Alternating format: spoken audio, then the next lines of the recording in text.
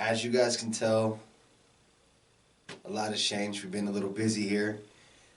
Since we passed 100 subscribers, we wanted to really up our game and really change the format of the show to give you guys, scare enthusiasts, the best show possible. And so from us here, we want to say thank you very much for your support, especially this early in the game. I'm very humble and grateful, guys.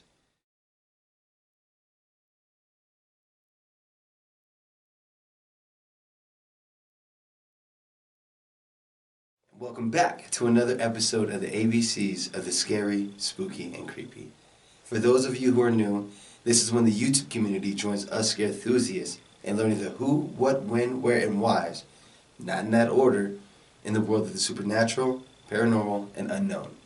I am your host, Jesse. You can call me Jay for short.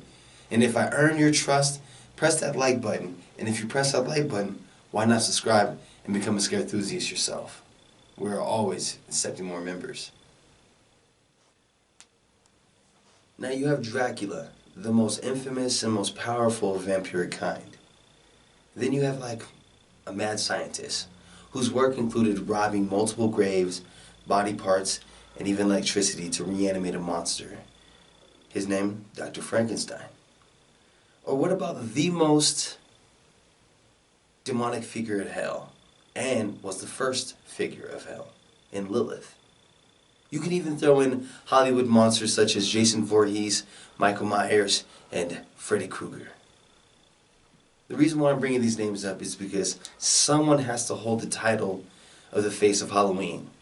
And today, I want to throw in my candidate as the face. And we've all seen him, or it, everywhere. I remember growing up, it would be on logos, merchandise, decorations, candy buckets, and even merchandise. I'm talking about the jack-o'-lantern. So take a second and think about it. How many pumpkins have you ever carved in your lifetime? Now, think about your family, your friends, acquaintances, and imagine how many pumpkins they've carved. Now, think about all the pumpkins carved in humanity. By the way, that number is still growing each and every Halloween that comes. That's how many faces the jack-o'-lantern has had. Talk about your branding, right? So the question comes down to, what do you know about Jack?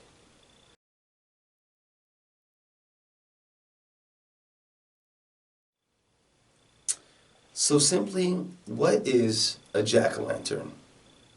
Well, it is a hollowed out pumpkin with carvings that represent facial features. Its original purpose was not only to illuminate the darkness, but also to ward off evil spirits.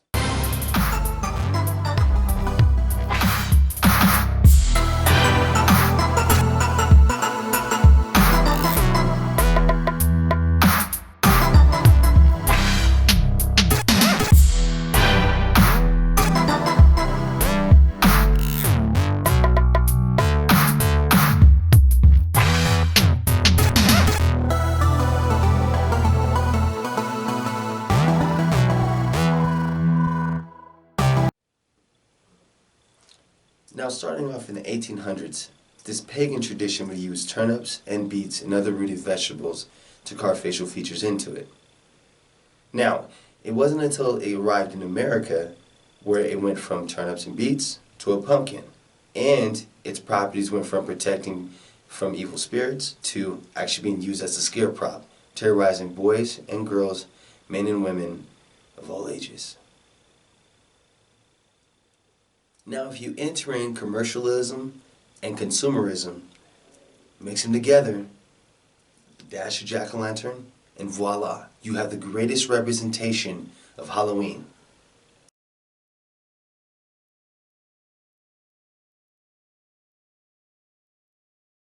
Today, our spotlight goes on the folklore of Stingy Jack. This is going to be our who. Stingy Jack was a drunken blacksmith who was a rude and evil person. He enjoyed manipulating people and seeing the chaos that came from it. He was so bad that the devil himself had got wind of him. And out of admiration, he wanted to meet him. So he possessed the body of a dead man to meet this man.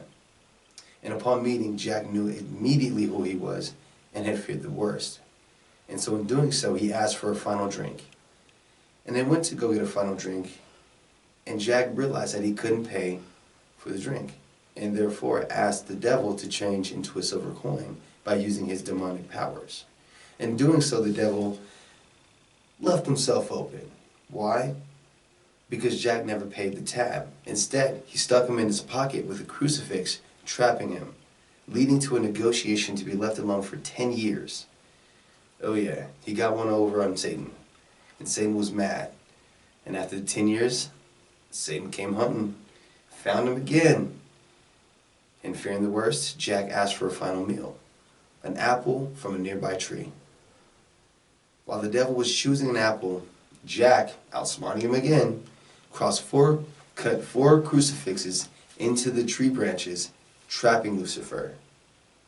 Now he was able to negotiate the ultimate deal, which was when he died, he would never, ever be let into hell. And the devil agreed and was set free. Upon dying, the devil held up his end of the bargain.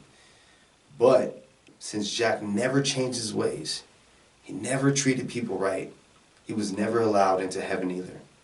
And therefore the folklore says that he is doomed to roam earth, cursed, with a lantern. Don't forget to like, subscribe, ring the notification bell, and share it everywhere. Thank you, and until next time, much love, my fellow scare enthusiasts. Peace.